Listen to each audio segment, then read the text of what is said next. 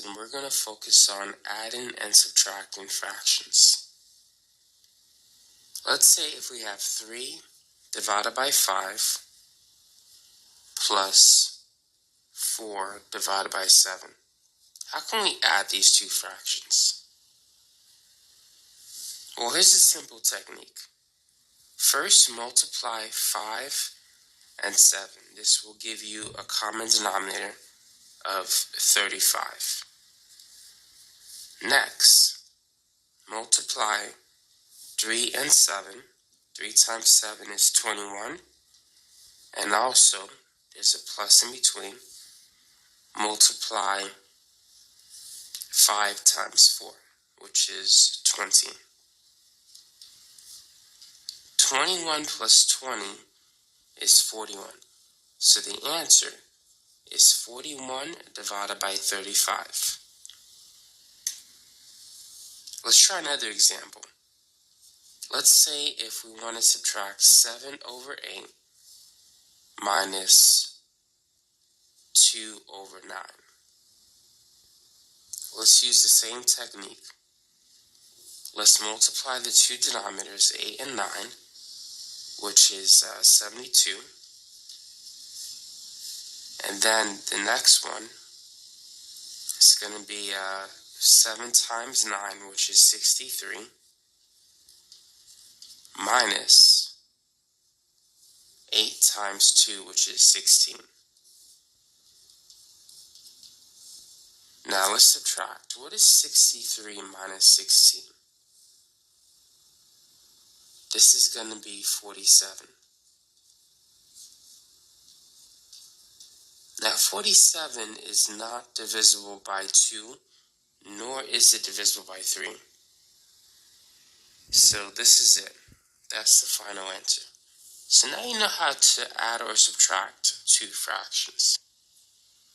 Now what if we wanted to add or subtract, let's say, 3 fractions instead of 2? What should we do in this case instead of 2? What should we do in this case? So let's say we wish to combine 3 over 4 plus 5 over 3 minus 7 over 2. Whenever you wish to add or subtract fractions, the denominator has to be the same. The denominator is the bottom part of the fraction. And right now they're all different. So how can we make them the same? How can we get the common denominator? If you want to find the least common denominator, make a list. All of the multiples of 2 are 2, 4, 6, 8, 10, 12, 14, and so forth. Multiples of 3 are 3, 6, 9, 12, 15, 18, and so forth. And multiples of 4 are 4, 8, 12, 16, 20. What is the least common multiple? We're looking for a multiple that is common to all 3 numbers, but it's the lowest. The least common multiple is 12. 12 is common to 2, 3, and 4, and it's the lowest of such numbers. Now granted, 24 is also a common multiple, and if you use 24, you can get the right answer. You just got to simplify at the end. So if you're ever unsure about how to find the least common denominator, you can find any common denominator. One simple technique is simply to multiply these 3. 4 times 3 times 2 is 24. And you could use 24 and still get the right answer.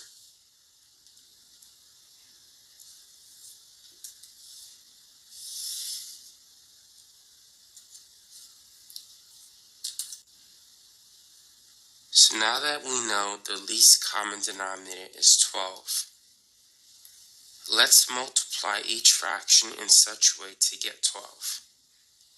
The first fraction let's multiply the top and the bottom by 3, because 3 times 4 is 12. The second one, let's use 4. And for the last one, let's use 6. So looking at the first one, 3 times 3 is 9. 3 times 4 is 12. 4 times 5 is 20. 4 times 3 is 12. 7 times 6 is 42. 2 times 6 is 12. Now that we have the same denominator, we can combine the numerators. 9 plus 20 is 29, and 29 minus 42 is negative 13. So this is the final answer. It's negative 13 divided by 12.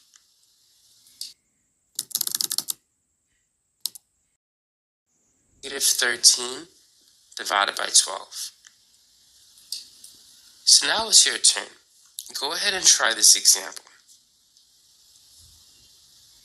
8 over 5 minus 2 over 3 plus 9 divided by 4. So go ahead and add these three fractions. So this time, to find the least common multiple, we're just going to multiply 5, 3, and 4. It may not be the least common multiple, but it is a common denominator, just so you know. If we multiply 5 times 4 times 3, this will give us 5 times 4 is 20, 20 times 3 is 60. So 60 is going to be the common denominator that we're going to try to get. So we're going to multiply the first fraction by 12, because 12 times 5 is 60. And the second one by 20, because 20 times 3 is 60. By the way, if you want to find out the number, divide it. 60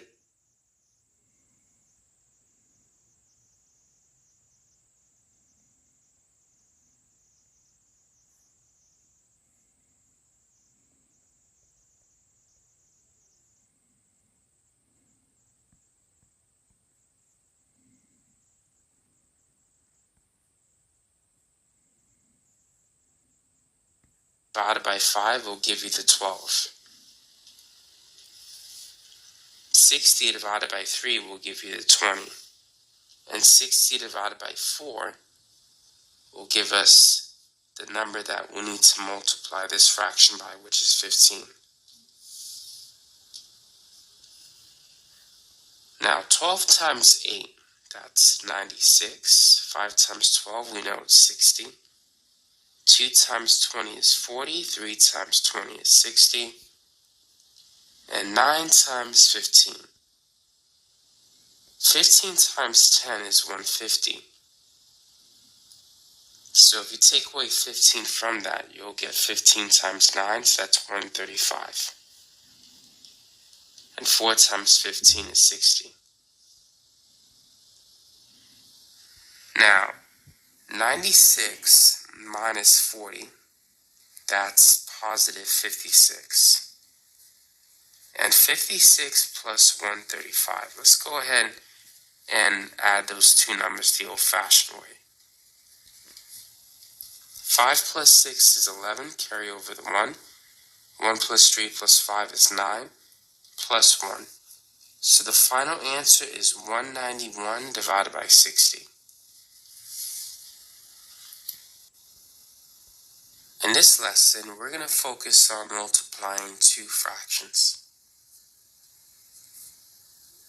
Whenever you need to multiply, multiply the numbers across the fractions. 3 times 7 is equal to 21. And 5 times 2 is equal to 10. And so this is it. The answer is 21 over 10.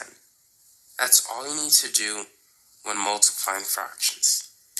But sometimes the numbers may not be that small. Let's say if we have large numbers. What should we do in this case? Now we can multiply across. We can multiply 24 and 45, which will give us a big number. But do we really want to do that? When multiplying fractions with large numbers, it's in your best interest to break down the large numbers into small numbers. For instance, 24 is basically 6 times 4. 27 is 9 times 3. 45 is 9 times 5. And 30 is 6 times 5. You want to break it in such a way that you can cancel some numbers. Here we can cancel a 5 because we have one on top and the other on the bottom. The same is true for the 9. And we can cancel a 6. So therefore, the final answer is 4 over 3. So we were able to get the final answer without multiplying 24 by 45. And that step was necessary. Plus, it's going to take some time, and you need a calculator.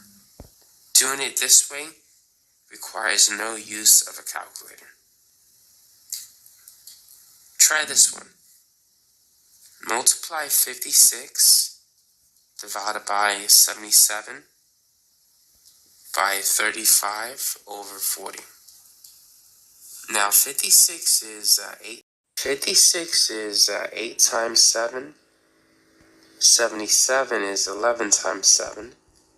35 is 7 times 5. And 40 is 8 times 5. So we can cancel an 8. We can cancel a 7. And we can cancel a 5. Leaving the final answer of 7 over 11. So now you know how to multiply two fractions. 11. So now you know how to multiply two fractions. In this lesson, we're going to focus on dividing two fractions. Let's use 8 over 5 as an example, and let's divide it by 12 over 7. Now, perhaps you heard of the expression keep, change, flip. It's useful when dividing fractions. Keep the first fraction the same way, change division to multiplication, and flip the second fraction. And now you can do it. So 8 times 7 is 56, but we can simplify it before we multiply. 8 is basically 4 times 2, and 12 is 4 times 3. So we could cancel a 4. And now we can multiply. 2 times 7 is 14, and 5 times 3 is 15. So the final answer is 14 over 15. Try this one. What's 4 divided by 3 divided by 9 over 5? So using the expression keep, change, flip, let's keep the first fraction the same. Let's change division to multiplication. And let's flip the second fraction. Now there's nothing to cancel, so let's multiply across. 4 times 5 is 20. 3 times 9 is 27. And so we can't reduce this fraction. That's the answer. Now, what if you see a problem that looks like this? 36 over 54 divided by 64/48. If you have a fraction written this way, what should you do? This expression is equivalent to saying 36/54 divided by 64/48. And then we can use the keep, change, flip principle. Let's keep the first fraction the same. Let's change division to multiplication, and then let's flip the second fraction. And now let's simplify. So 36 is basically 9 times 4. 54 is 9 times 6. 48 is 16 times 3. And 64 is 16 times 4. So right now we can cancel a 9. We can cancel a 16. And we can cancel a 4. So what we have left over is 3/6. Now, 3/6 can be reduced. We can divide both numbers by 3. 3 divided by 3 is equal to 1. 6 divided by 3 is 2. So